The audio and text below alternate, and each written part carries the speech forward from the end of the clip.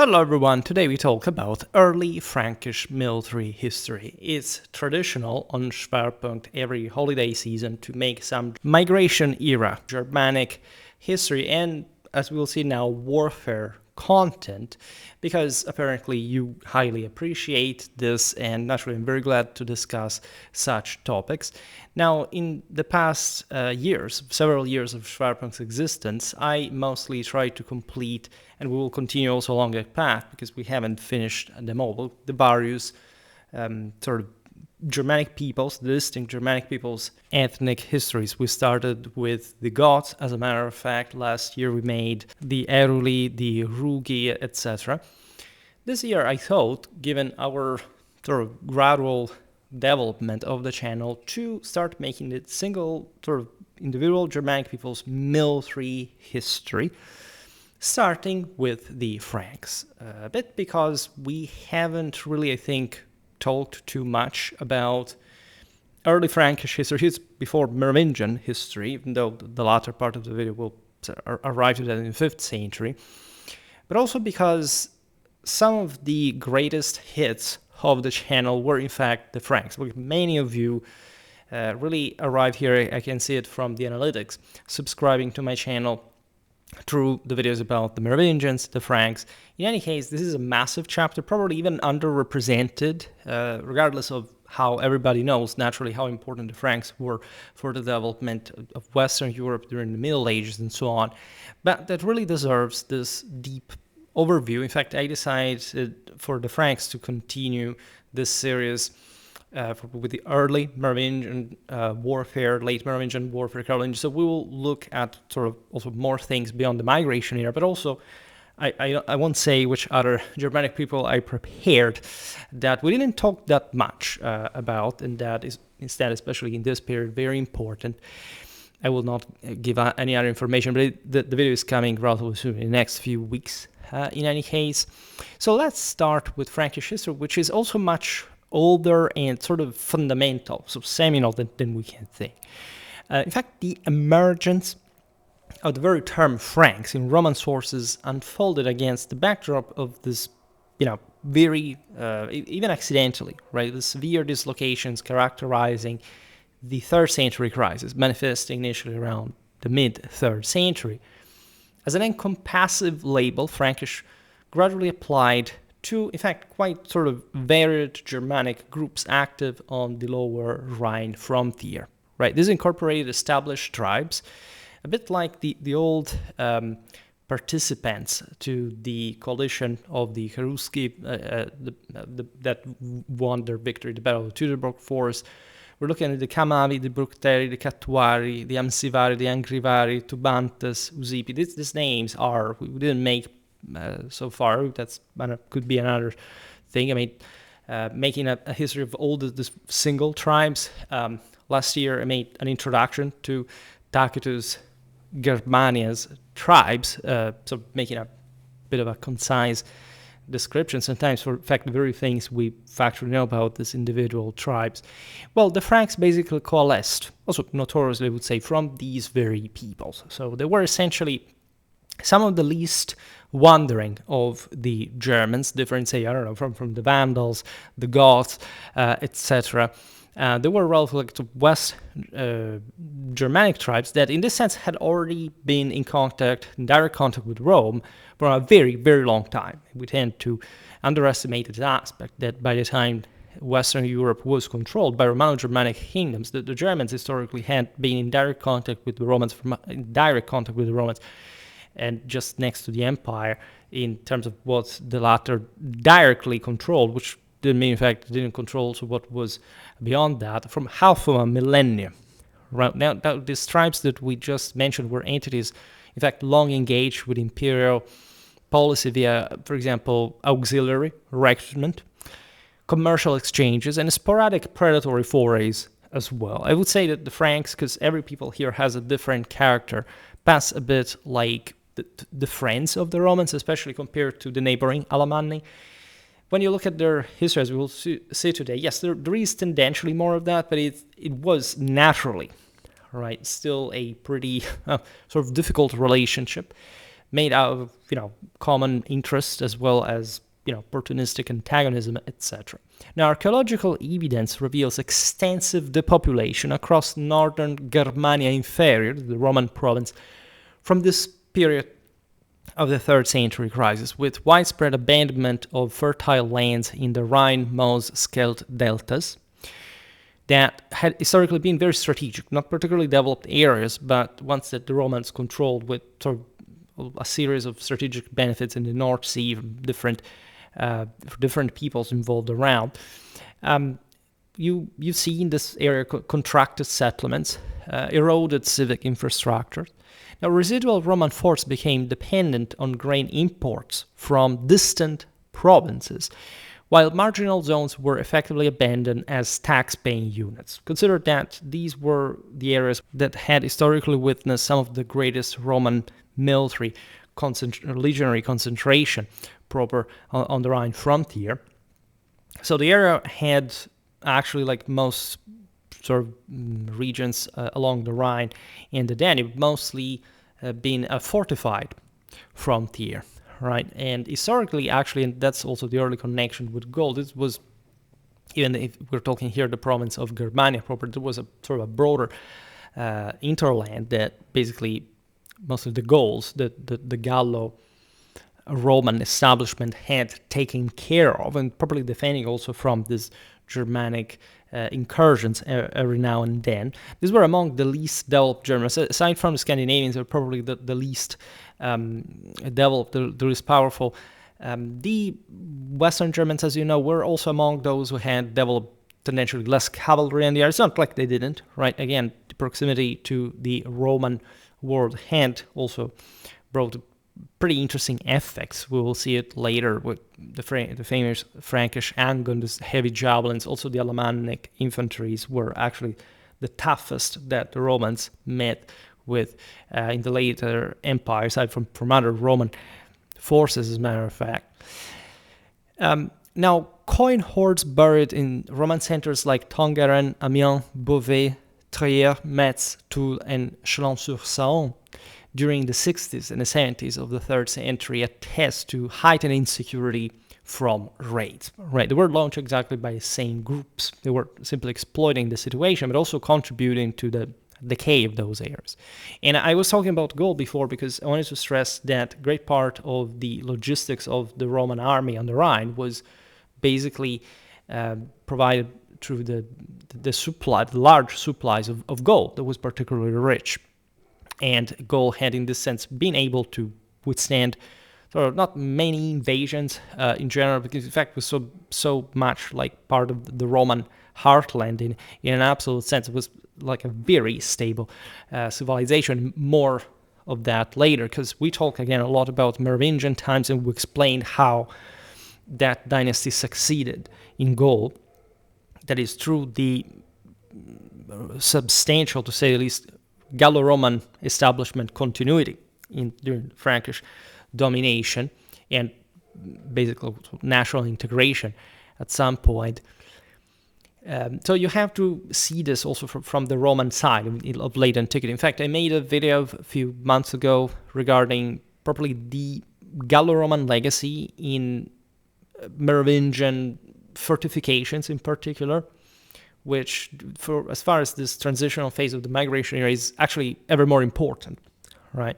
We'll partially see now why, also from the Germanic side. Now, extant narratives recurrently accentuate maritime ventures executed by these nascent Franks, right? There is a veritable odyssey at some point that the Franks carry out across the Mediterranean as pirates. There is surely, together with the Rhine, however, that remains primary, a deep connection with the concept of saved from the wars of the, will become, in fact, the sacred dynasty of the Merovingians, with Merovec, that literally means sea cow. And so we explain actually in Indo-European theology how important that born out of the abyss of the water is. In fact, technically, I don't know, Clovis' grandfather would have been half of sea monster of some sort, and there is a deep meaning behind this.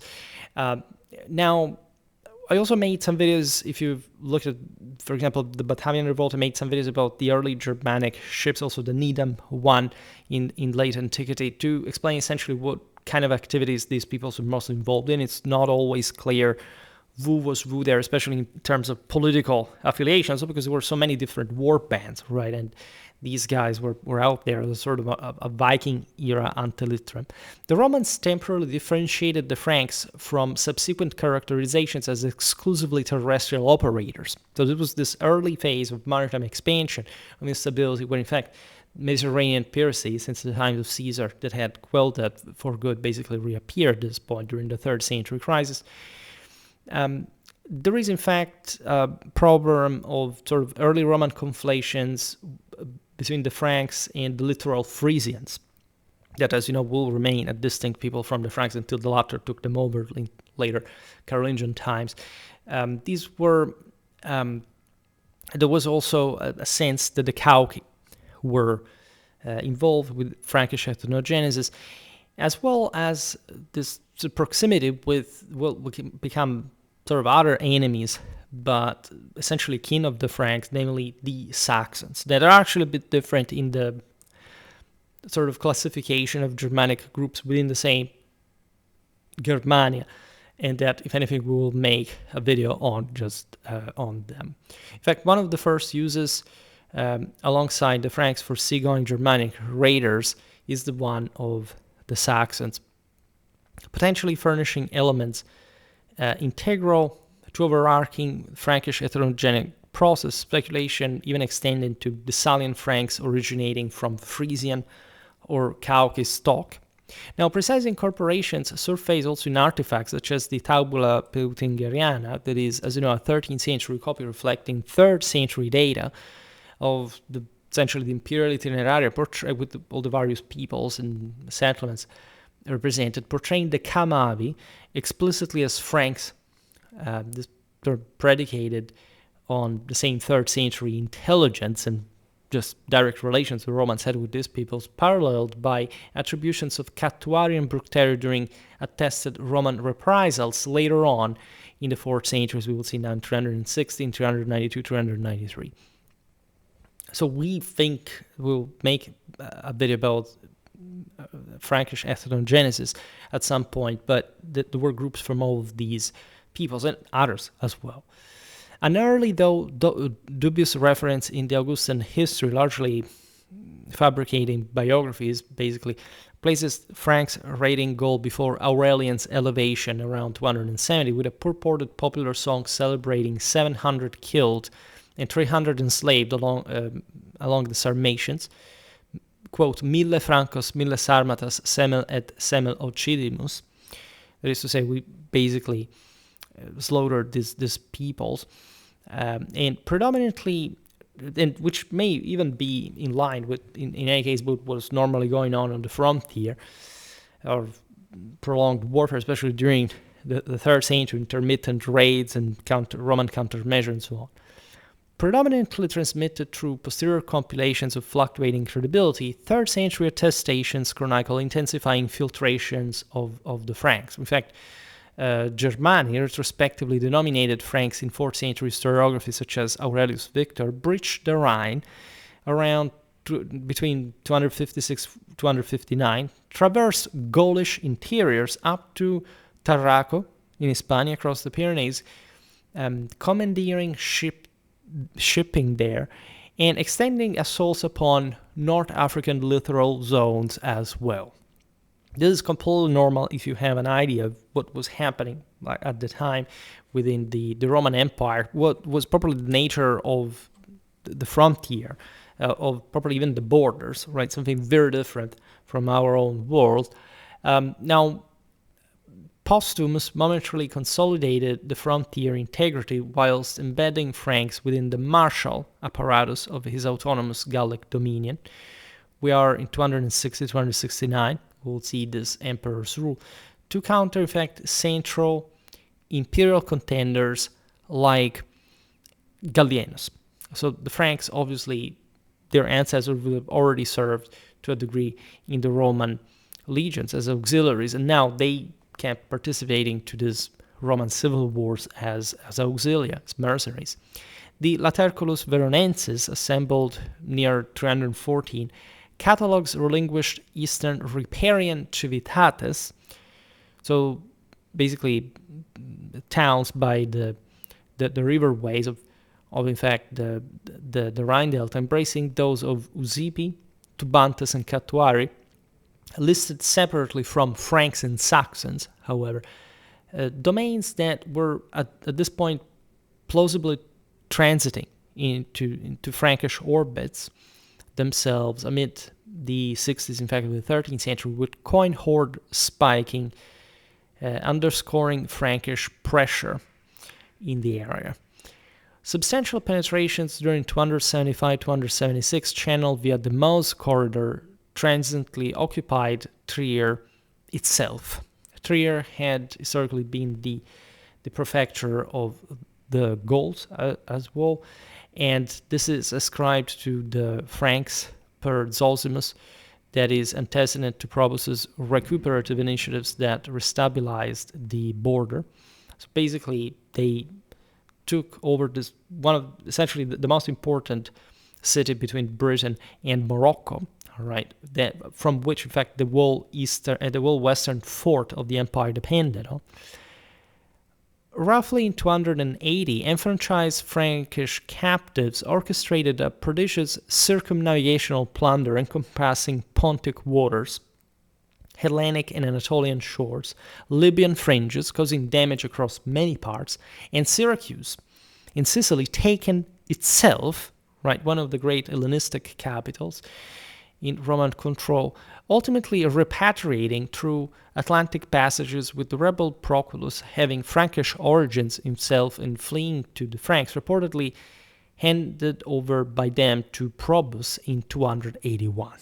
So this is yet another very interesting aspect. There were already some Roman generals of Frankish ancestry as early as the late 3rd century, aside the fact that this usurper could flee among the Germans, that were, again, the Franks were also pretty close to the Roman frontier, knowing that he would have been welcomed in part because of his ethnic background, but naturally political ramifications of this were sort of more complicated.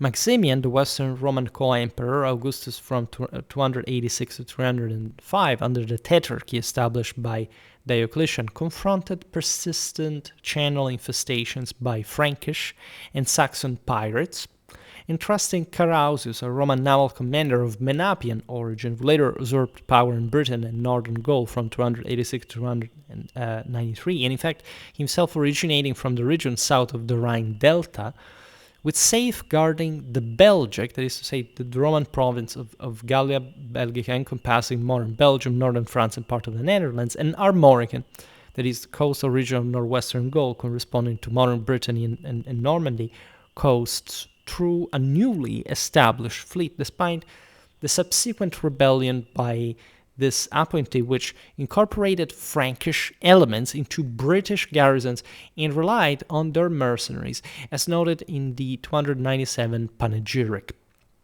This is also very relevant, again, settling Germans to fight other Germans, and this would become the Saxon shore, so-called, because also many Saxons already from the 3rd century were being settled here in service of Rome. This is where, also in Britain, the Romans were still capable of maintaining their own auxilia under control, and carrying out a work of colonization, because as you know, at this point, demographic resources start being quite important. So the Germans can provide also just manpower for the army, also because normally they are militarized people and they can do, but they also essentially gradually settling down as colonists, as many other Germans had sought, right, to achieve individually.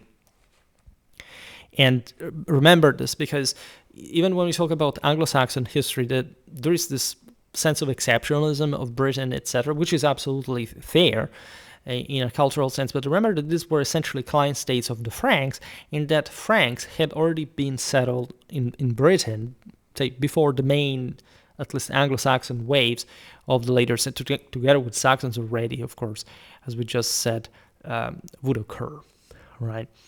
So we'll talk more about the Saxon shore, because it's one of sort of the most interesting frontiers in Roman history.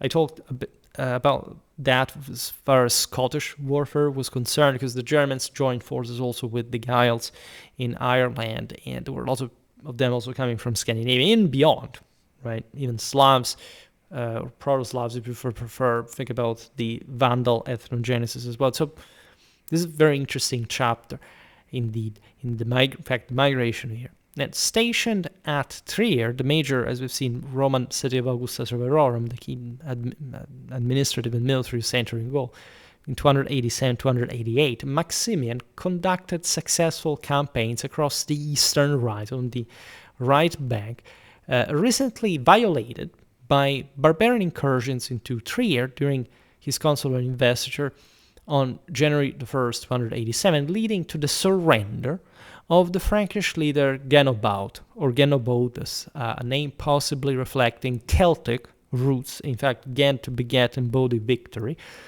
This is a very important aspect of Germanic history, the fact that the early Germans had looked up to the Celtic accomplishments and had, in before essentially the same Celtic decline, to which they also greatly contributed, adopting in fact titles of victory and of leadership that originally mirrored the Celtic terms. In any case, Genobaud is important because in this context he's the earliest explicitly attested Frankish king in contemporary sources, right? Naturally, king as the head of some group in particular. The earliest, really, though indirectly through panegyrics, telling the truth, the 10th and the 11th Latin, one of 289-291, whose prior authority over his people was reestablished as a Roman-sanctioned office entailing client obligations while enhancing his domestic standing to repeated public displays of imperial superiority, which was presented multiple times to his followers to instill submission. This is also particularly relevant. It speaks volumes about the nature of the Roman northern frontier. You have these Germanic leaders that bear even Celtic names and that acquire Roman offices, and you already see a very specific dynamic of late antiquity, namely the fact that the Germanic peoples, passing from their early to the later stage, literally from a historiographical convention, are actually affirming themselves ever more as oligarchically led, right? The early sort of quote-unquote freedom of the average, in fact, Germanic freeman of, say, Tacitus' era, that not necessarily lived, it can be debated, better or worse, let's put it in this way, than in late antiquity, which was actually a tougher time, worse time indeed, was, however, in relative terms to this society, essentially collapsing. Like the individual liberties here were already being taken over by the aristocracy. In many ways, we've seen it also in the video about the Battle of Argentorate for the Alemanni. They're a bit like Frankish cousins, if you want. Now, panegyrical speeches portray this achievement of Genobaud as accomplished mainly through intimidating prestige rather than, in fact, direct combat against Genobaud's forces. In fact, the text says, don't buy the fear of your arms as if by arms, right? This is something the Romans were routinely proud of. As we said before, the Romans controlled the Germans without having sort of even directly conquered them.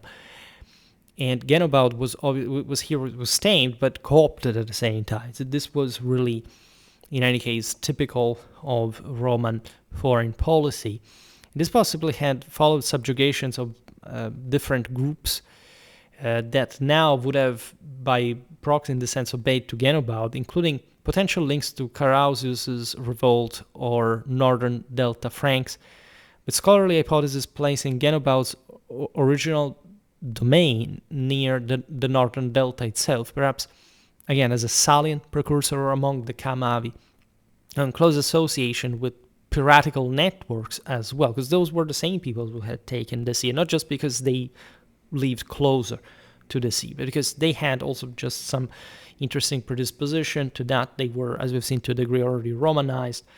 The Franks, this is very important actually, were not so Romanized like the Goths, at least in a greater political cultural sense.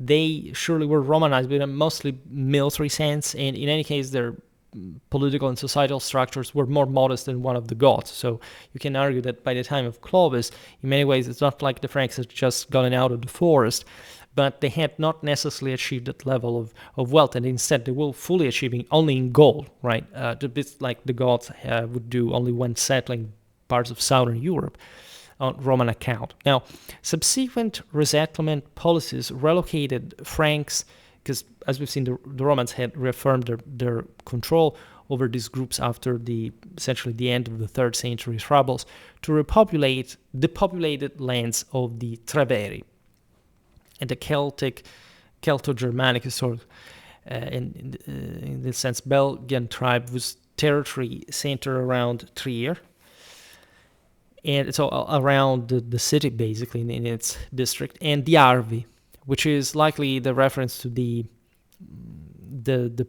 group that lived in central Gaul, because obviously also in Roman times, these various provinces were still namely populated by those, sort of, at this point, Gallo-Romans, but essentially the original tribes, groups that had maintained, in fact, also their name. And this had been the case for the Germans as well. Think about Ara Ubiorum, Colonia Agrippina, Saint Cologne. Like, those were very proud Roman Germans, right, that held the civitas there. Some Franks are settled farther south near Le Mans, initiating a systematic policy of integrating defeated barbarians to revitalize devastated Gallic territories under Roman legal oversight, as, this was the technical term, leti.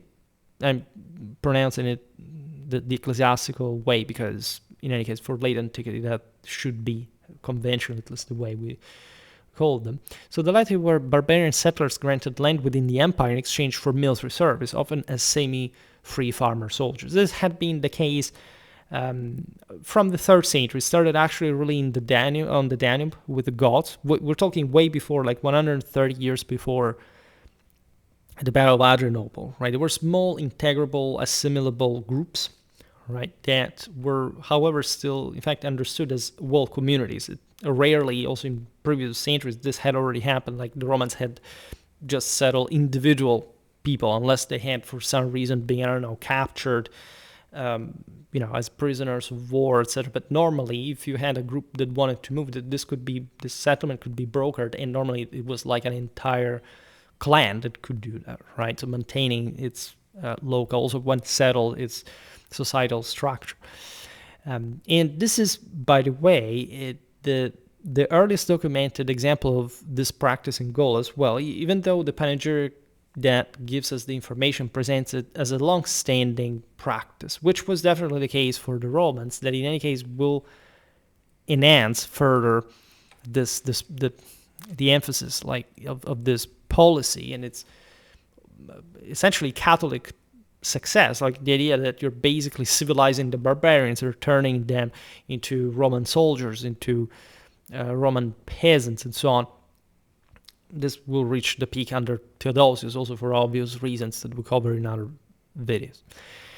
Constantius Chlorus, the Caesar under Maximian from 293, later Augustus, known for reconquering Britain and campaigning along the Rhine, among the other things, reconquered, in fact, this area of the Rhine, Meuse-Scheldt Delta, the strategic river delta region, including the island of Batavia, in 293-294. Remember that the landscape, especially in the Netherlands, is very different from the one that was molded, in fact, starting from the Middle Ages mostly. This had happened during Carausius's ongoing revolt. We never really made a video about Constantius Chlorus, but now that I'm thinking about it, it's a very interesting military biography in particular we could make of him.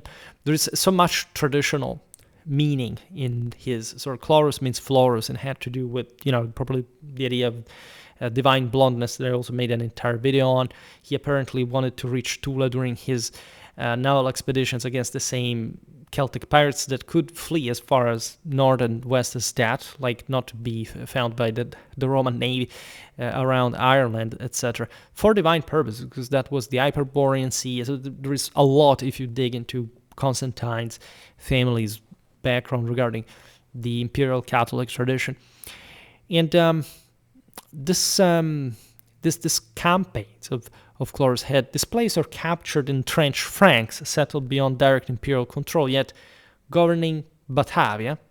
So this, at the time, was a Roman-aligned island region, at least in the Rhine Delta, inhabited by, in fact, historically the Batavi tribe, under Carausian sway, right? The panegyric of 310 sends various tribes under his command, incorporating, in fact, the Camavi, the Germanic tribe along the lower Rhine, later associated with the Franks and presumed Frisians, the coastal Germanic people north of the Delta.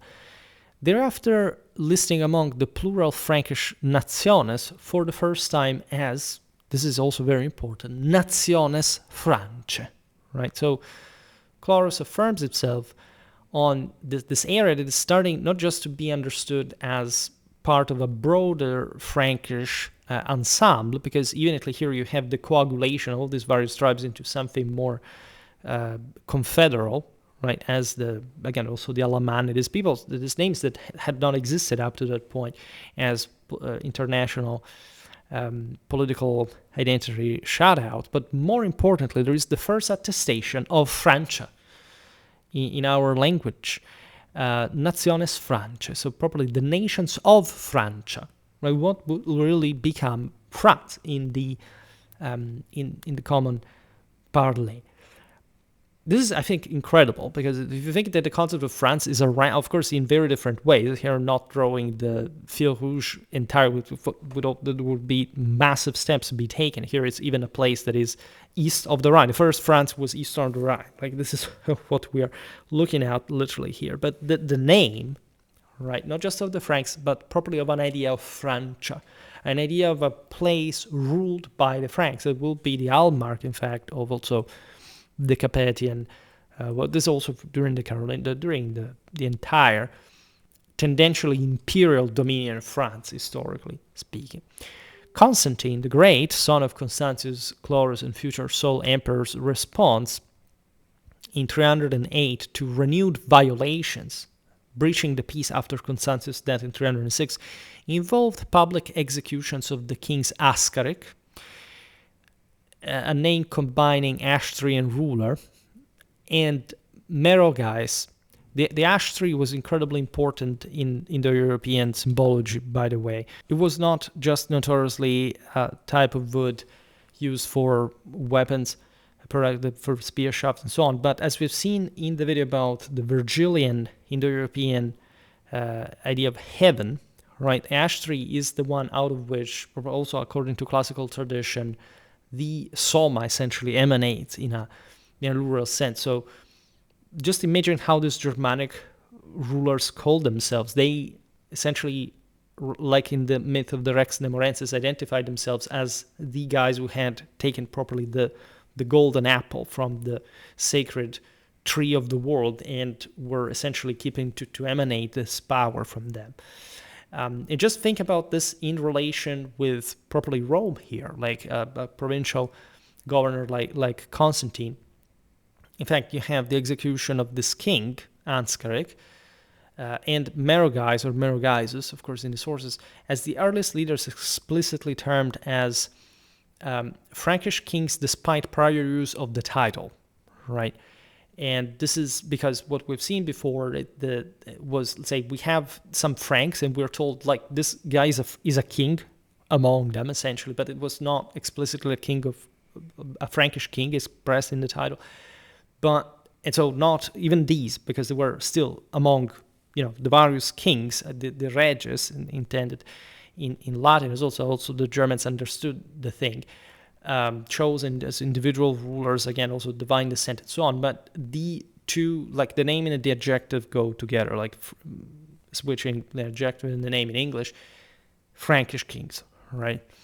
And there are sort of some manuscript variants now in the tradition of the panegyric, but we're not really now descending on this. This execution happened in a major Gallic center, just to show also the Gallo-Romans, look, we can't put down these rebels. And this was likely Trier's amphitheater, by the way, where they and their followers were mauled by beasts for prior offenses and betrayal following that 306 raid, capitalizing on Constantius Clovis's also British expeditions against the Picts, a tribal confederation. As you know, in northern Britain, we also recently made a video about their famous stones and symbolism. This also had been followed by punitive devastation of the Bructeri's lands. This was yet another tribe, as we've seen, east of the line, often in conflict with Rome, which was the presumed homeland opposite future Dusseldorf, as a matter of fact, not only further avenging his father's honor, given that, again, he had died exactly during the campaign against the Picts, wanting also the army to elect Constantine as successor, and that's where the kings had taken advantage of the situation. So Constantine also ravaged this tribe further accordingly, and the campaign brought to the construction of a permanent bridge at Cologne. So again, as Colonia Agrippina, the Roman city, as key fortress on the Rhine frontier, to dominate the remaining populations while securing Batavian island areas, both Rhine branches, for safe Roman agriculture there, right? Even though the situation had been fairly deteriorated, I also made a video about Constantine's Sarmato-Germanic campaigns. So if you're interested in that, you can find some other detail there. Now, subsequent campaigns targeted listed adversaries, including Bructeri, Camavi, Cherusci, the famous, again, protagonists of the defeat of Varus in the Teutoburg forest, the Lancione di Alamanni, the, again, other nascent confederation of Germanic tribes along the Upper Rhine, and the Tubantes, a tribe associated with the Lower Rhine region that at some point were also part of the Roman army as auxilia. Right, we've seen them as Strasbourg under Julian, as also some of the strongest picked units. These Roman operations in the area culminated in a major battlefield engagement recorded for 313. A panegyric of 321 further describes Franks as uniquely prolific and belligerent to their own disadvantage, as a matter of fact, retaining capacity for overseas ventures threatening even Hispanic coasts. This is fascinating because, as we said before with the ash tree, again, this sense of hypertrophia and further, capacity to proliferate, to generate new generations of warriors in spite of this defeat against Rome that were just partial, was admired by the emperors as well. Constans, who ruled from 333 to 350, son of the same Constantine the Great, mid-4th century campaigns in 341-42 targeted once again the delta settlements, possibly permitting limited urban residence as forerunners to later establishments in sparsely populated zones.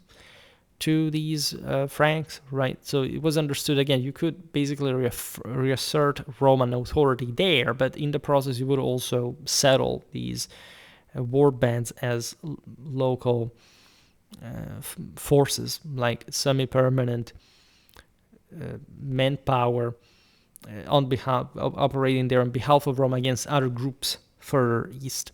Magnentius, famously an usurper emperor, Frankish-Saxon descent, ruling 350-353, depleted the aforementioned Rhine garrisons through internal redeployments, facilitating barbarian incursions and culminating in devastating mutual Roman losses at Mursa Major, by the way, a major clash in the civil war that his usurpation had triggered.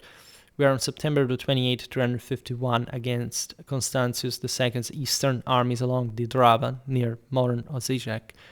Magnentius briefly besieging before withdrawing to open terrain. This was a costly victory with estimated, naturally it's an exaggeration, 54,000 total casualties, 24,000 and 30,000 per side, many of which had been suffered by barbarian contingents, including Franks and Saxons, opposing each other right, in both armies, on this field where Constantius prayed in a church and credited victory to divine favors, severely weakening Western defensive capabilities in this bloodbath as deplored by contemporaries like Eutropius, according to whom these losses could have secured foreign victories, and Zosimus, that observed how Roman power had been essentially diminished against the barbarians, because also the Roman losses in this major bloodbath. Naturally, these losses are excessive, they would have not occurred, but we can absolutely count them in the thousands per side. And this battle really made a great impression. Also, Magnentius, as you know, is as a sort of very famous figure. Again, we could easily discuss each and every of these leaders here, whose ancestry was increasingly barbarian in nature. And in fact, this is the interesting aspect of the story that you have, and this is actually a leitmotif, is often underrated, how not just, of course, the Germanic auxilia regularly fought in the Roman armies, and in this sense, how sort of committed also to the various political causes there were. We think that, I don't know, these were just mercenaries and, you know, they didn't care, they were there for the money, the loot, they actually wanted to destroy the empire. This is not really the case. And we know this also because there is this negative stereotype also, and especially because of mercenaries. But also, as a medievalist, I find plenty of cases where you realize that there were true ideological alignments that here, unfortunately, we can just imagine, if not just explaining who was under whom, but we don't know the specific motivations, voices, and so on. Having really to do with different worldviews, different, also the direction of the campaign, of course, also more sort of strictly political things, but never separated from the rest, right? And these men were willing to fight and die for these leaders, also because of their sort of common ethnic ancestry, but also, as we've seen, just killing one another, killing the same blood, the same kin from the other side within the Roman army, right? And so this is really typical. We'll see this now, especially with Attila, as it's notorious that in these big sort of political divisions, you find groups from the same identical tribes and confederacies from one side and the other at the same time. There is a preference usually, but still. This also shows you how truly, say, if not prolific, because, you know, the demographic issues were a problem for everyone, but how pugnacious, determined, and survivingly effective these political groups really were. All right. Silvanus, another commander of Frankish descent tasked with restoring Gaul after Magnentius's defeat in 353, orchestrated a brief revolt 2 years later amid slanderous accusations before his removal. Yet another commander of Frankish descent. Julian, so-called the apostate, Roman emperor from 361 to 363, known for his campaigns in Gaul, and I really want to make, in fact, a series about at least Julian's military history. Swift intervening in 358 in the region, subdued encroaching Salian Franks. This was notoriously a subgroup of the Franks, uniquely designated as such in record, settled in the Toxandria region. The term Salian may derive from a Germanic word for comrades as well. We will talk about this etymologies better, more precisely another time. And importantly, because this name seems to designate a function. For example, there were later units in the Roman army known as Sali Palatini, for example, Sali Seniores, Sali Juniores, Gallicani, established by Julian himself alongside the Tubantes equivalents. These are all, like Palatini, Seniores, Juniores, etc., are also, we will talk again probably soon about the Notitia Dignitatum, but these were titles that in any case had a Roman military, administrative, or an organic sense. Nevertheless, again, these were picked units, as we will see better.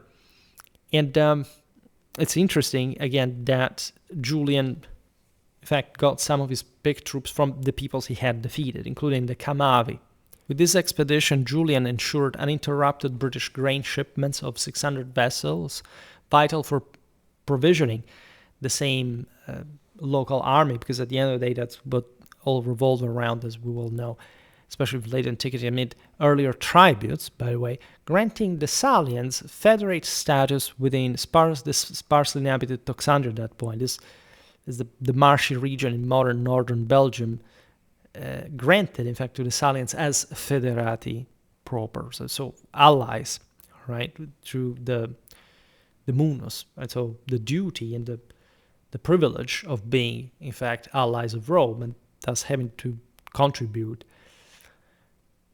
The Camavi instead were required withdrawal after separate agreements involving hostages, livestock, and safe passage. This shows essentially that the Salians were more valuable to Julian than the Camavi, that in fact eventually will disappear from history differently from the Salian Franks. And you understand also how relatively mobile these peoples were, right? Even though they hadn't sort of migrated en masse, but in late antiquity, as we were saying before, so those Germanic oligarchs were ever more sort of capitalizing on the situation, also organizing the ever more militarized population under threat, under constant conditions of mobilization, basically, to centralize power, to acquire ever more livestock. That is something that sort of was at least less concentrated in previous times. And so the Romans were literally sort of replacing, right, either displacing or resettling these various groups. The Salians obtained this very important position in Toxandria at this point. In varied accounts portrayed Salians as offspring of broader Franks, laterally driven inland by Saxon pressures. Some are calling them quite as well. Previously defending Roman lands against Saxon raids, in fact necessitating shipbuilding and staunchly reinforcing imperial borders against further seaborne threats, with Julian deploying barbarian auxiliaries like Carietto, summoned from Trier, to counter dangers and seizing kings' sons. Julian subsequently crushed the Catuari, yet another Germanic tribe in the lower Rhine area, later absorbed into the Franks. We are near Xanten, 360-61, with the late 60s of the 4th century, witnessing Count Theodosius achieving infantry and possibly naval victories in Batavia, in the Batavia/Maasval area, amid persistent Saxon maritime and Frankish terrestrial raids. Because remember, there are here other Franks that are somehow outside of Roman direct control. These are also the very campaigns, the very places where St. Martin of Tours hagiography takes place. As you know from my recent video about the, in fact, quite, really shocking military curriculum of the saint, elite cataphract of the Schole Palatine of Julian himself, and finding exactly on this frontier, as a matter of fact. Now, persistent archaeological evidence across the late 4th century confirms consistently low settlement densities in northern Germania Inferior. So the Roman province along the lower Rhine frontier approaching the 5th century. That is still, again, formally in the hands of Rome, and also just controllable from the Gallic hinterland, coinciding with a rising Frankish dominance under Roman overarching authority during the Valentinian dynasty.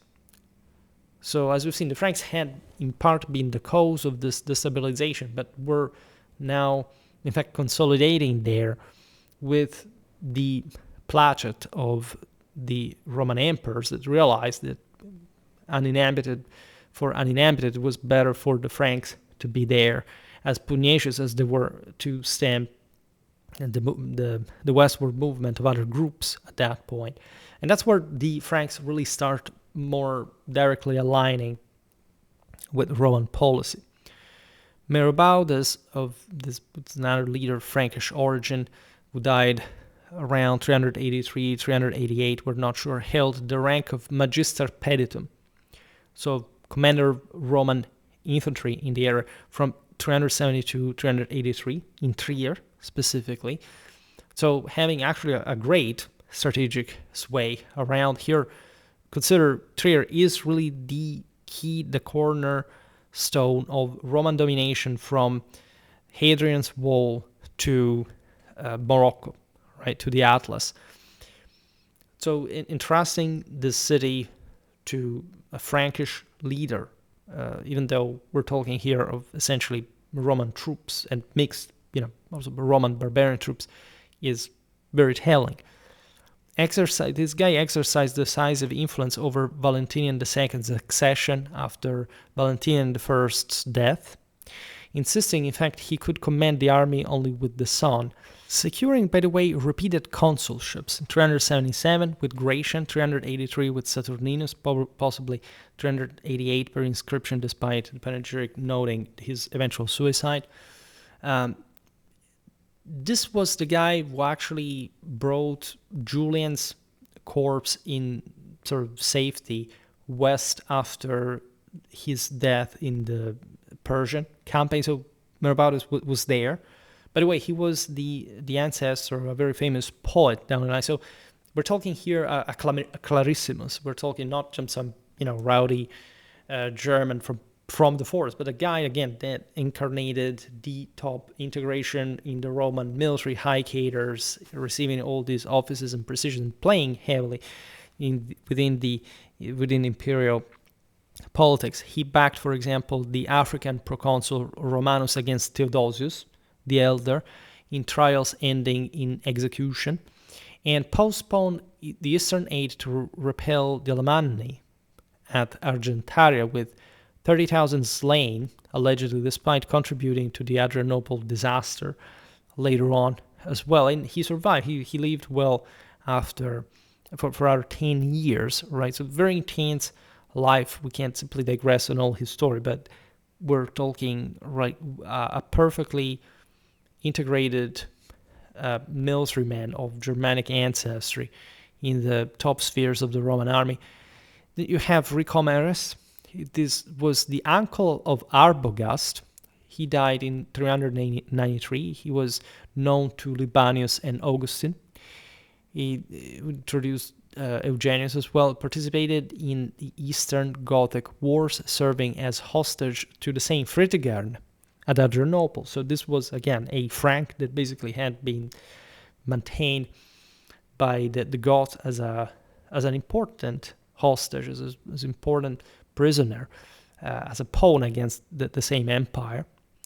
He survived the battle, by the way, of Adrianople, attaining the command of the East as well, Magister Militum per Orientem, as well as consulship in 384. He campaigned against Maximus in 383 with Arbogast, Promotus, and Timasius, and he commanded the cavalry against the same nephew Arbogast before perishing en route.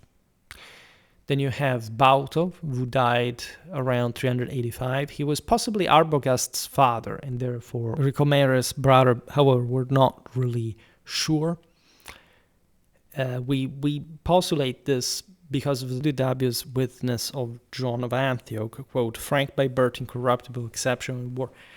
By the way, he supported Theodosius in the Balkan operations against the Goths in 381, and he fortified Italian defenses in Milan, organizing resistance to Maximus and joining discussions on the altar of victory with the, in fact, pre-Christian Rumoridus acquiescing to Ambrose's Christian stance. Then you have famously Arbogast himself, who died in 394. Quote, "Fiery Frank, courageous and disciplined, favored by troops, disdainful of wealth, contributor to initial Gothic victories and successors to Bauto's role, possibly akin, as we were explaining, because this is relatively debatable, like in terms of connections, but likely were part of some extended clan. He exerted dominant oversight over Valentinian II's circle, vetoing decisions even in the emperor's presence, eliminating accusers.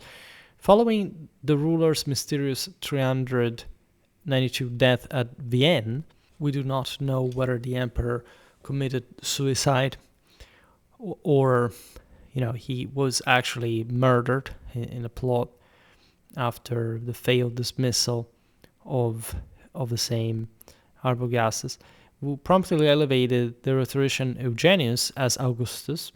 Eugenius was famously Christian, but essentially also relatively tolerant, religiously tolerant individual. He reopened temples, he named Flavianus prefect, and reinstated the altar of victory. In 383, Arbogast pursued punishments against prior raiders led by Marcomer or Marcomeres, the dukes exiled to Tuscany, according to Claudian, possibly, or at least that's what they started attributing themselves, like of Trojan legendary descendant. That's what the Liber Historia Francorum says much later in time, suggesting that his son Pharamond would be the first king, of right. This is, just sort of legendary in nature. You have these repercussions against, in fact, the same Synod. It was Marcomer's brother slain by his own men attempting usurpation after Marcomer's capture, and another Genobout that is possibly related to the 3rd century namesake. He was in fact one of these duchas who raided the empire in 388. We're always mostly talking about a Gallic reality. The Franks were not sort of as a people expanding yet more than much. We're just consolidating the position over there, and all these figures we're talking about now were the product of military career within the Roman army from the side of these Germanic fighters. There is this also, in fact, hostage demand imposed on these 388 intruders that had exploited Maximus's siege at Aquileia. Right, Arbogast was to take care of this matter. The 388 incursion had breached the limes, or the monumentum, the fortified Roman frontier system, had plundered Germanic inferiors and the Belgica. It alarmed Cologne, and these troops withdrew eventually to the Silva Carbonaria, the dense forest south of Brussels. Today's Brussels naturally serving as a natural barrier, were pursuing Romans under Nannius and Quintinus met setbacks, including drowning and ambushing by the Germans in this, again, forested and swampy area with few Roman survivors. There was, at this point, Arbogast's reaction with the territorial ravaging of the Bructeri and the Camavi. There was no major battle. The Amsivari and Decati under Marcomer observed these imperial repression from afar. Under Arbogast's Cologne's restoration as the empire's easternmost Rhine outpost was accomplished, and there were treaty terms with these Germanic populations securing new recruits for Rome, preceding the crushing defeat of the West against Theodosius at the Battle of the River Frigidus. We are on September the 56th, 394, in the Vipava Valley, the Claustra Alpium Iuliarum, where in fact the Westerners had erected the statues of victory, like probably on these Olympian pinnacles. As you know, as we've seen also in recent videos about Theodosius, the Eastern Roman Emperor triumphed amid the icy Bora winds as a Hyperborean force, in fact, magically redirecting the missiles during battle. Theodosius managed also to bribe some defectors from the opposing side, even though on the first day there were initial reverses costing 10,000 Gothic auxiliaries of the Eastern Empire. On the second day, instead, the Jupiter and Hercules emblems failed, right? Thanks also to this sort of political mechanism. And this is really interesting because it shows how sort of active in this, the Germanic auxilia were from the other side in terms of political decision. The victory on the Frigids famously resulted in Eugenius' execution and Arbogast's suicide in the same Alps after allegedly aimless wandering, but it's likely that they wanted to, especially Arbogast and its more military background, like wanted probably to follow in this sword, in this Olympian self-sacrifice action and location, as a matter of fact. Notoriously, Stilicho, the powerful Roman general Vandal origin de facto ruler under Honorius' strategic withdrawals around 401 and 2 severely weakened the Rhine defenses, redirecting troops against Gothic wars right in the east. This is after Adrianople, obviously with Theodosius mostly taking care of the matter after the death of Valens, and using lots of those East Germans, right? You want to appreciate, in fact, this kind of almost national divide between Germans. In fact, the same Romans called the Goths and the Germans two different things, right? Meaning that those who, say, dwelled where the Franks did in the West were considered probably a different people from the Goths. It had a very interesting ethnogenesis. Mostly, they were actually originally in Scandinavia, but had accumulated a lot of Iranians, different peoples along the way, mostly in Eastern Europe, in the Balkans. We've seen it. We'll see it better in other videos as well. And Stilicho, played actually cat and mice with the Goths, because he actually managed to repeatedly defeat them. But both halves of the empire were heavily invested, in fact, thwarting this presence in their respective territories against one another. And this mechanism definitely did help with Stilicho's final execution, as you know, because he was accused essentially of having tried to, obviously, to usurp power, to have played with the gods in that sense as well, brought to an important power vacuum in the West. And this did impact the Franks, because as we've seen, they had fundamentally stationed themselves by now on the Rhine frontier, acting as sort of bulwark from the other groups. You understand also how relatively informal this had been. I mean, individual leaders had been recognized by Rome here and there, but again, they weren't so different from the other Germans that were pushing. They just understood that those territories that they had occupied, and also the, as we've seen, very prestigious, to say the least, positions that some of their leaders had acquired, at least how some even soldier originally had, by making career in the Roman army, had been, in fact, in the imperial establishment, were definitely positioning them in favor of the West, of its stability, to an extent where they could further carve further power for their own. And these events, together with the arrival of the Huns, etc., like precipitated the massive, famous 406 crossing. There are different versions of how this happened. For example, Prosper said that, there was winter, famine. He possibly, they crossed at Mainz, on the bridge, some say on the frozen Rhine, quite poetically, but naturally these were sort of a bit more organized crossings. You have the Asding Vandals under Godigisa, who would be later slain in combat. The Alans under Respindal diverted from the Rhine to assist the Vandals themselves. We talk about the role of the Alans in Gaul, the Silling Vandals, the Suebi, so all this mass of men that crossed the Rhine.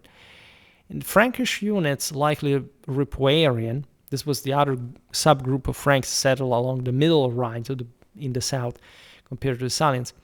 Federati guarding the middle Rhine, in fact, resisted this passage in intense fighting, probably in the summer, the autumn 406, east of the Rhine, near Mainz, Worms, Speyer, inflicting namely heavy losses on Godigisa, right? According to Frigeridus, which probably exaggerates, the Vandals suffered 20,000 casualties in this combat against the Franks.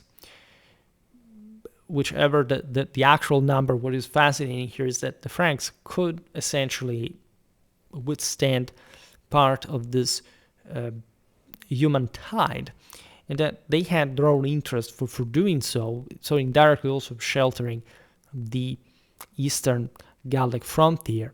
Yet they failed to prevent the eventual, in fact, Gaulish entry after the Alan reinforcements reversed the outcome. The Alans were sort of picked forces, paradoxically. They weren't quite a people anymore, at least their sort of greatest concentration was in the northern foothills of the Caucasus, but they will remain also for many centuries as elite warriors of culture as some sort. However, all these groups of Alans as knights, heavily armored, fighters resembling much of also the later heavier armored knights of the later Middle Ages, essentially came along in smaller picked units together with the Germans. They didn't even like them very much. In fact, when they entered Gaul, they ended up essentially siding with the Roman government and keeping in check the same Germanic federative forces that could not really match against them. The Romans entrusted to the Alans, I made some videos about this, probably the entire strategic control of Gaul, with some crucial picked reserves located centered in Orléans. That's probably the center of Gaul, and with different settlements all around the frontier to rapidly intervene with this internal reserve against any possible infiltration, either from the Bagaudae, which were internal somehow, and these other Germanic groups. Now, this crossing to Gaul notoriously unleashed widespread devastation. Gaul will not be destructured by these events. Like, of course, there was heavy damage, but the country went on, unlike places like Britain or Italy that were probably disarticulated in a late antique sense. Like Spain and Gaul had a different story. It's not even a matter of development per se, but it's just probably the structure of late antique society and culture that lived there a bit more.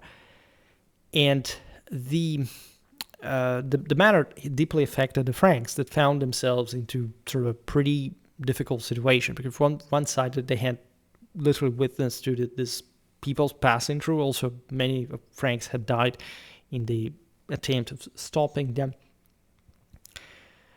So they exploited the situation, obviously, for themselves, but the Romans still relied on them.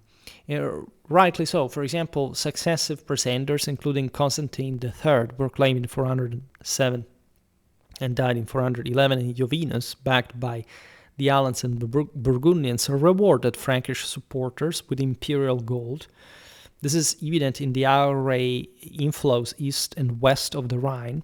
That shows also how the Franks were straddling the main river land, accelerating western migrations, and as evidenced by emerging rye cultivation. By the way, distinctive pottery styles, ornamentation patterns, and settlement layouts from northern Germanic regions, with, in fact, these different groups gradually penetrating further in the empire.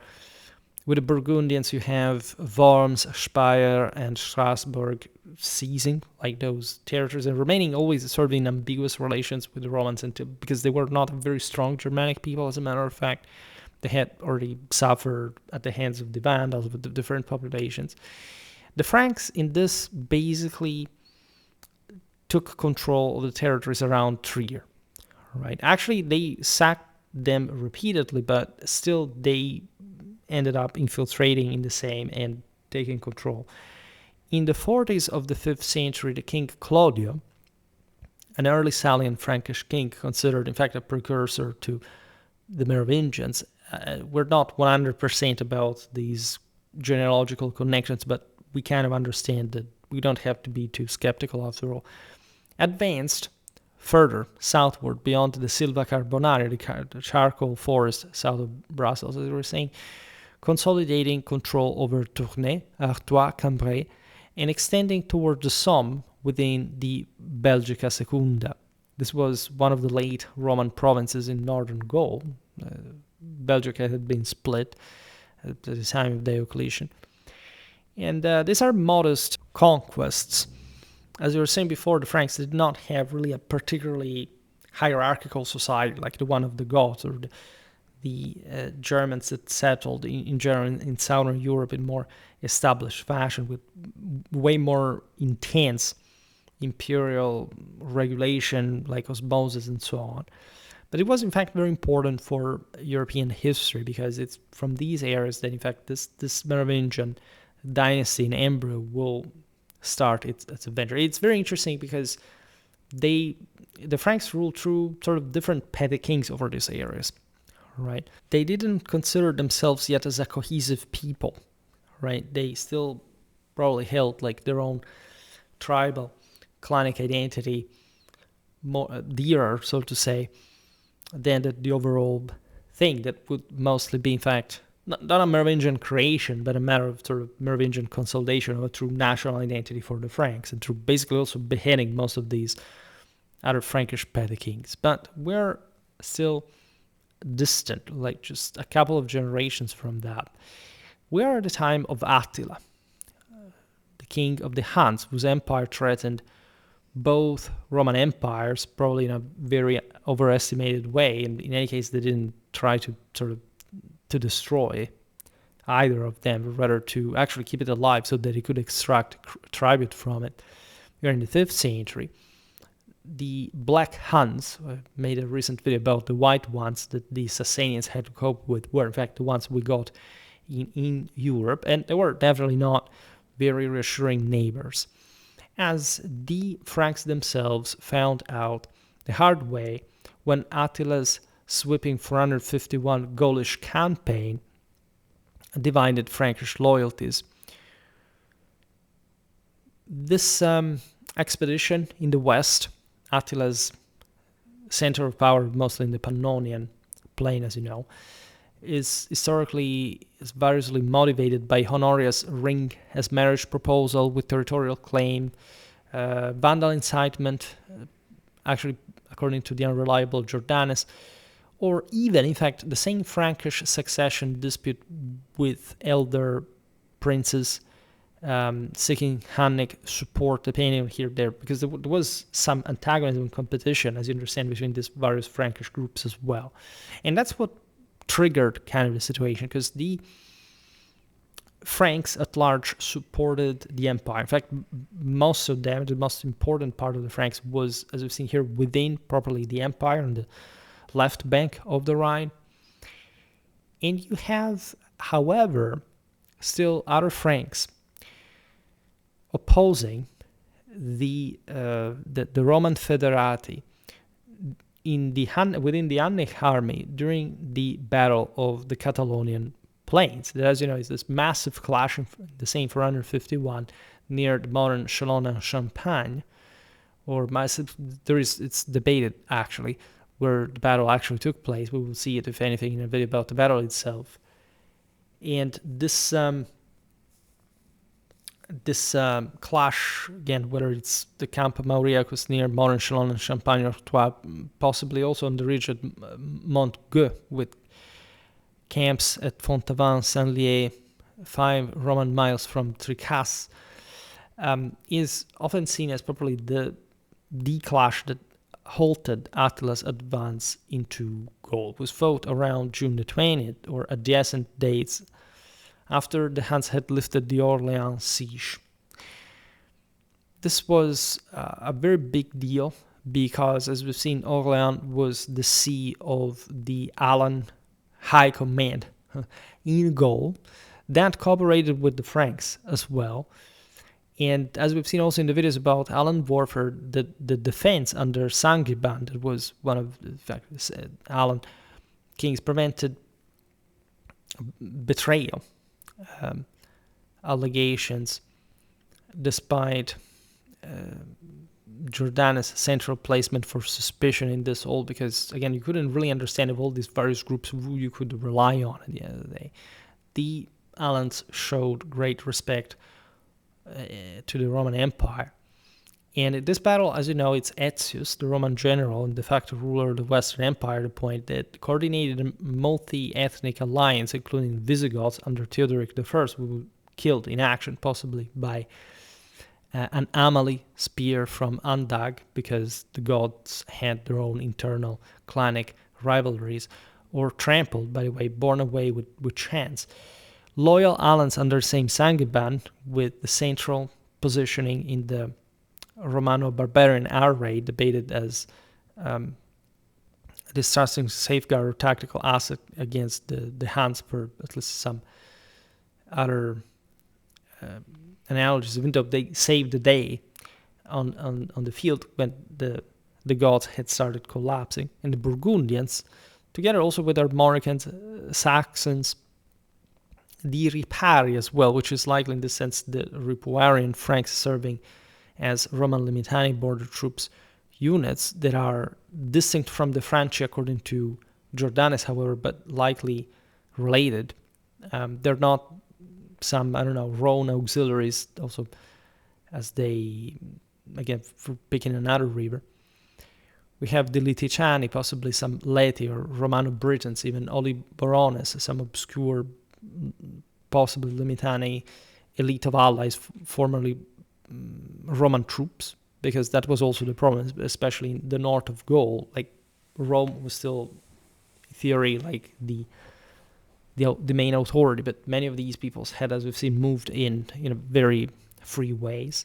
You have this varied, even Celto-Germanic elements next to the Roman army, right, opposing the Hunnic arrays bolstered by the Gepids under Ardaric, the Amali Goths under Valamir, Theodemir, and Widemir. Theodemir, by the way, was father of Theodoric the Great, and assorted subjects including Eastern Burgundians, Rugians, Thuringians, and others, according to Sidonius. Some names are also anachronistic, or literally like the old Bassarni, the Bructeri, the Gelone, the Neuri, the Bellonoti. The Battle of the Catalaunian Plains is notorious, in fact, just because of this enormous amount of people brought together for entangling this huge matter. Like, do you fight for Rome, or do you fight for the broader barbarian world, at least at this point dominated by the Huns, that's apparently reach with their sort of sphere of influence even to encompass Scandinavia.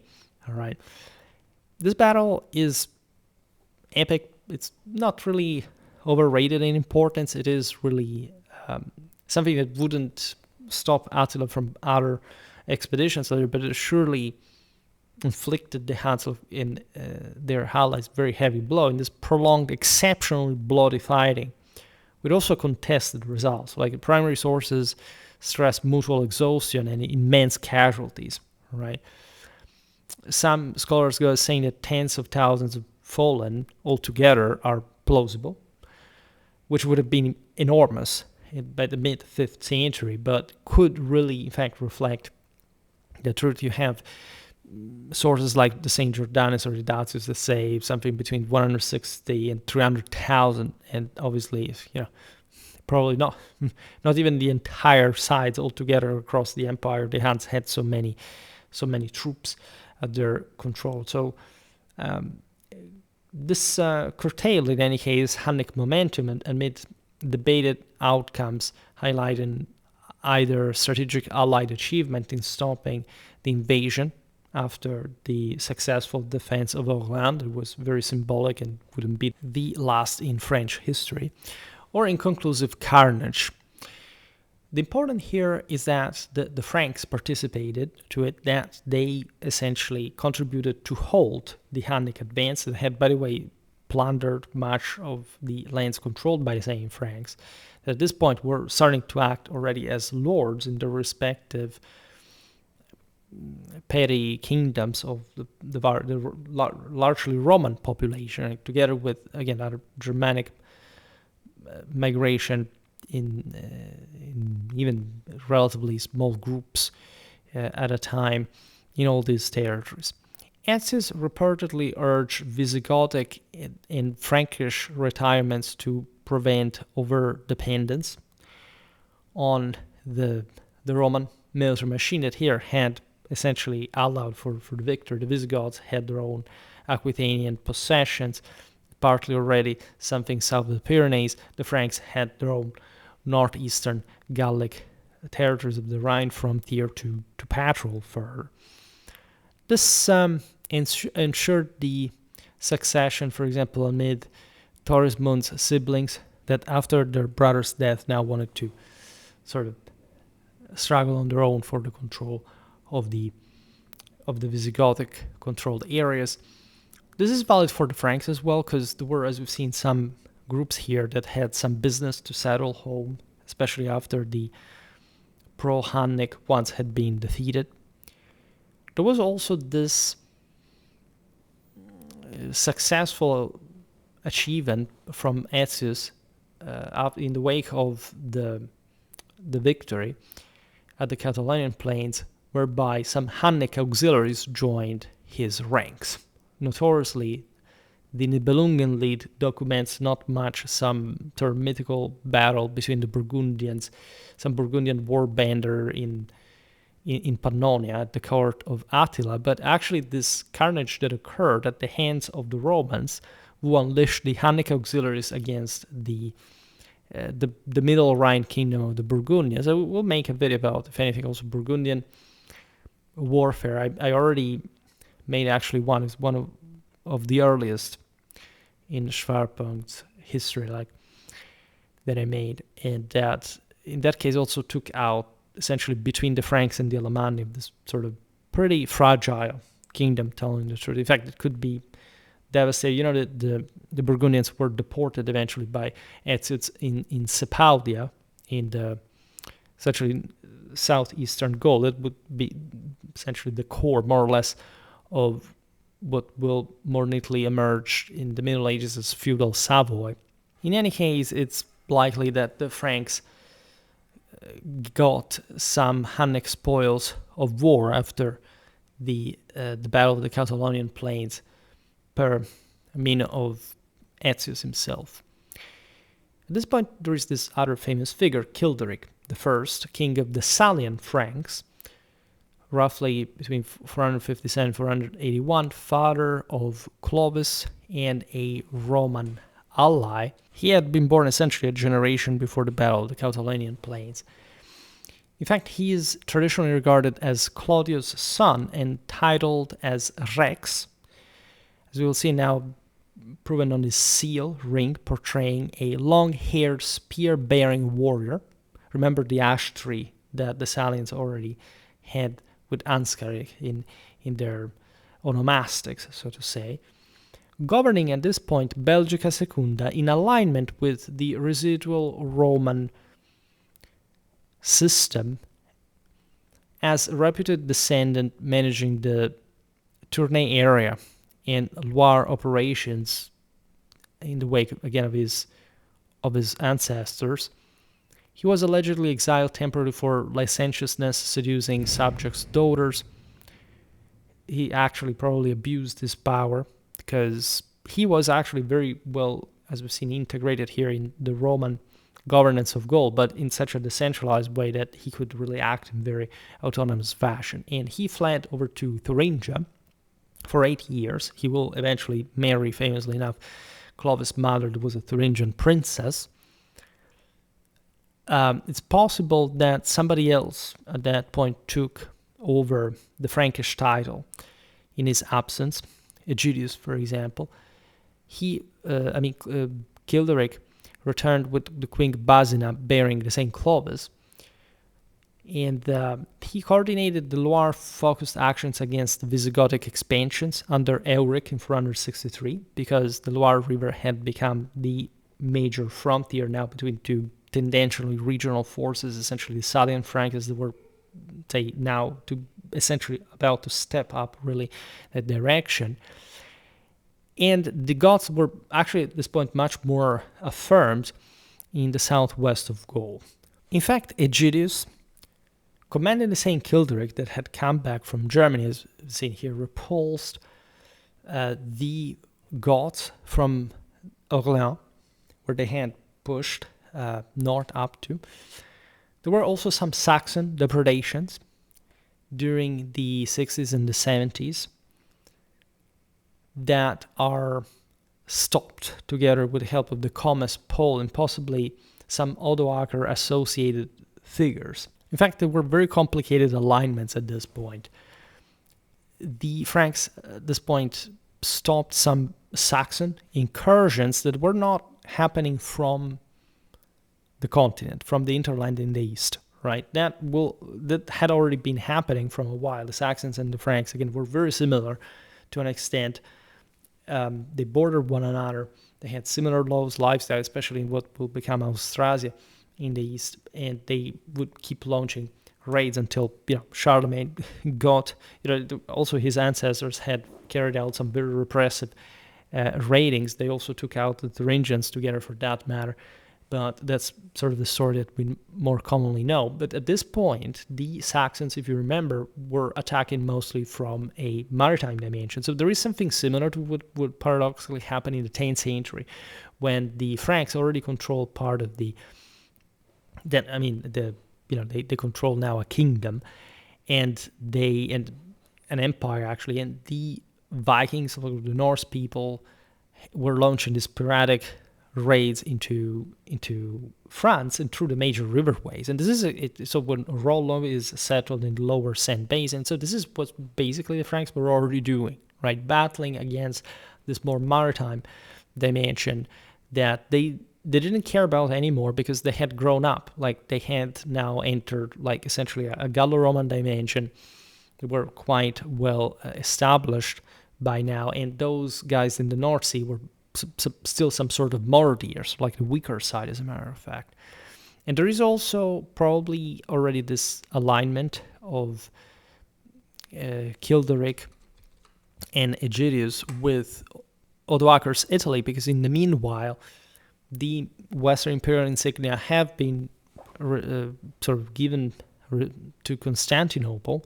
No other Western Roman emperor is elected since 476. And Odoacer tendentially helps the Franks, maintains connection with Gaul, because he doesn't want the Alemanni that border, in fact, the Alpine world, the Danubian one as well, that technically from Italy Ravenna does control, just like Illyricum, for example. Because from the other side you have the Franks, and so basically the Alemanni are a bit like the enemies of both. I recently made a video about, in fact, Alemannic military history already for this series on literature. There are some Alans actually siding with the Alemanni at that point. It's very complicated, and we will surely make further videos to explain the very details, because it's somehow fascinating. And Childeric is particularly famous, not just for being Clovis's father and all, but because of his lavish burial unearthed in 1653 at the time of King Louis XIV. So the Franks had gone quite a long way from now. This grave was adjacent to Saint-Brice church in Tournai, because Tournai was the place from which the Revengeance basically originated, were lording from. Beneath, by the way, a prominent tumulus featuring horse sacrifices, encompassing luxurious assemblages blending Roman and Germanic motives. The horse sacrifice is something that naturally at this point looks very much steppe-like, but never underestimate the importance that horses had also among any sedentary people in Europe, right? The Romans, in their mythology, the Germans equally as described by the ethnographic works of the early imperial era, were obsessed with horses, or at least, the Gauls in particular had been more, but in general, there was all a funeral ritual, including the Roman decursio for the dead emperors. We just yesterday were talking about the purifying meaning of the pyre, connected in fact with the sound, the phoneme P in Indo-European culture. And actually, I just prepared another video with S that speaks of the proximity of the horse as well. And to the warrior, we'll talk about this better in another video. But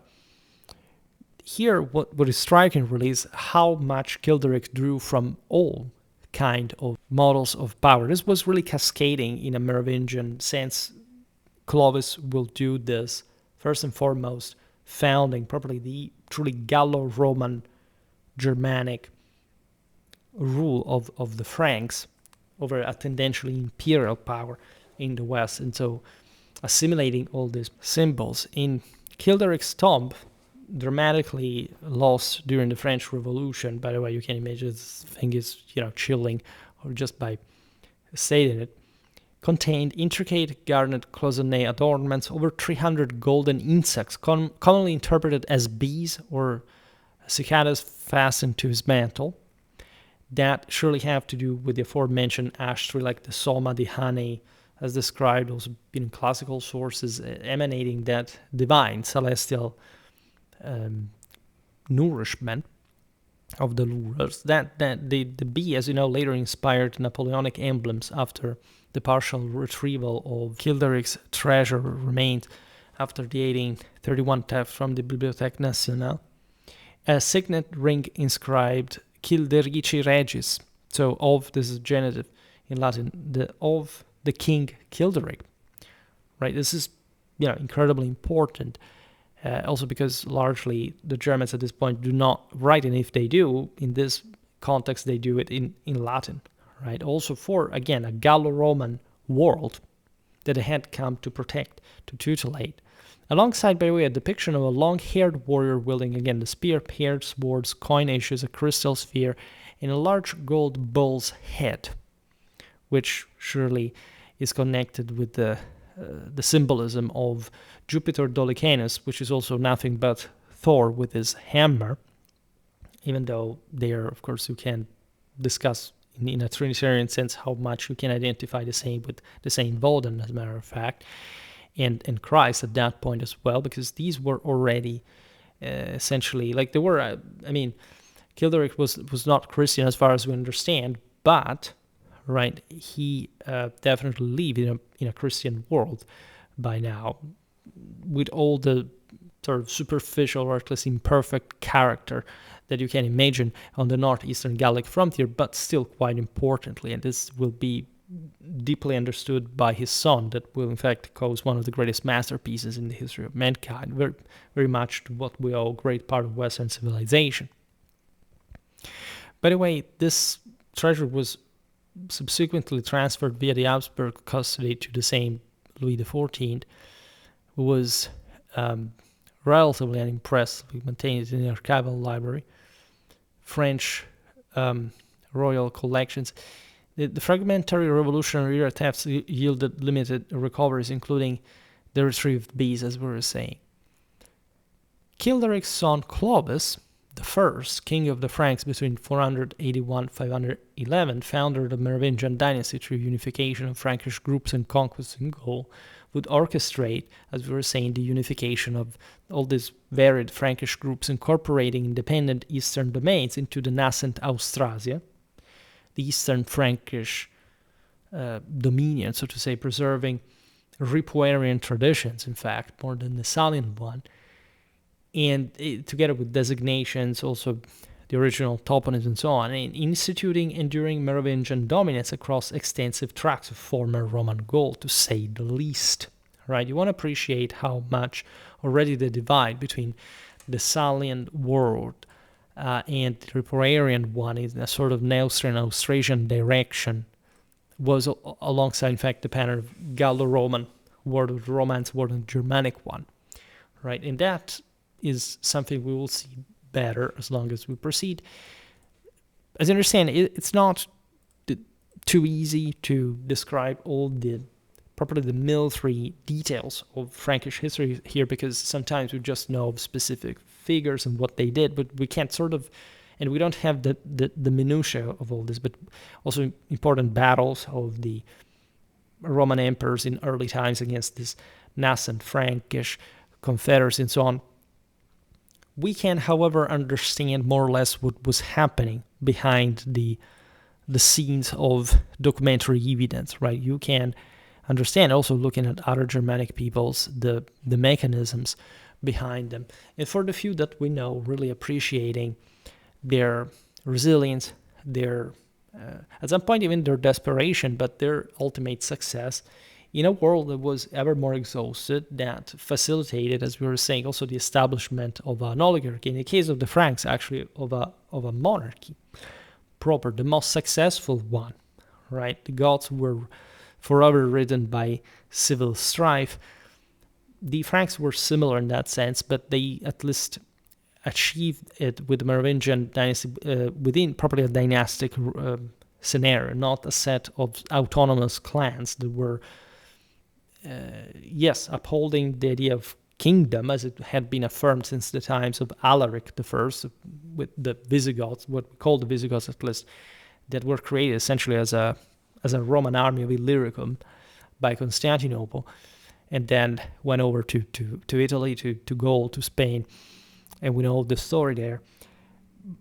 While the Franks will finally unite, in part probably because of the lack of a hierarchy other than the Gallo-Roman one, that thus recognized a sole ruler that transited literally from any pre-Christian belief to a fully Catholic one, unlike the Goths that stayed Arian for a while. This did not help them quite much, but it wasn't even that problem.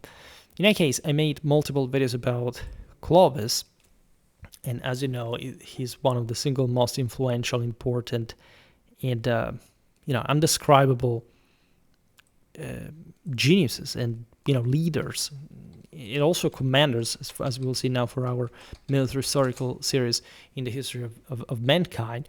There is also a great debate regarding who he was, really, right? There's a sophisticated historiography that tells, well, but maybe, we are embracing too much the later concept of the grandeur of the Franks and so on, but we don't have to underestimate also what we may not know about these people in terms of what they actually believed, right? Somebody who really had, again, this you've seen here with Ansgaric, with all these names that refer to the imperial Catholic tradition, and that the fact that the Roman Empire was truly seen as something that probably these groups did not even know how to take over entirely, because they didn't even succeed to do so. Like, the empire was never reconstituted to its greatness. This Romano-Germanic kingdom essentially remained kingdoms within what had historically been an empire. Yes, an empire would be reaffirmed through the Franks themselves in a veritably Roman sense. We all know that, but that came after a long time. And so you can debate, like, what did Clovis actually believe? Like, what were his actual postures toward, for example, the same Gallo-Roman world? How much of what we positively think he achieved was really wanted by him? This is a very good historical question. I mean, I believe that he nailed it. I believe that he actually got things right. He probably felt very much this dual perspective, just even from his father, again, that would be buried essentially as a Roman soldier, as we've seen, and that, however, also had problems with the various still Roman. You see here the Latin names of Aegidius, etc., like in northern Gaul, and also be buried with a pretty sort of steppe-flavored equine company, so to say. And then you have Clovis's mother's Central European, completely pre-Christian, but were actually Arians already to an extent, but very much in their own way in Central Europe, north of the Alps, that aligned themselves most instead with the Goths, exactly to block Frankish expansionism. In fact, the Thuringians would do that, as we've seen in our video about them, to try to stem the Franks also in Central Europe. So it's something too big and incredible to think that Clovis would have not devised more or less the formula that would make the Merovingian world so successful after him. Yes, it's difficult to see it in a true deterministic or teleological sense, but we don't have to consider these individuals as merely, some little vessels in a storm of history. Like, they were really commanding the storm. They were really surfing, right, the wave on the winds that they providentially controlled and could recognize in a divine fashion. Because that's also pretty much all that they believed in themselves in terms of value and so on. So I will try to make sort of more fundamentally military content for these peoples as we go on and we describe their vicissitudes, but it is impossible also to not to make it a history of command, a history of characters, of leaders, as we've seen with all these Roman generals of Frankish ancestry that at some point controlled large parts of the empire, right? And what you want to appreciate is how still close to their original peoples they were, given that great part of the Roman army was constituted by them, but also they tended, like the Franks, for example, to be more present in the west than in the east, right?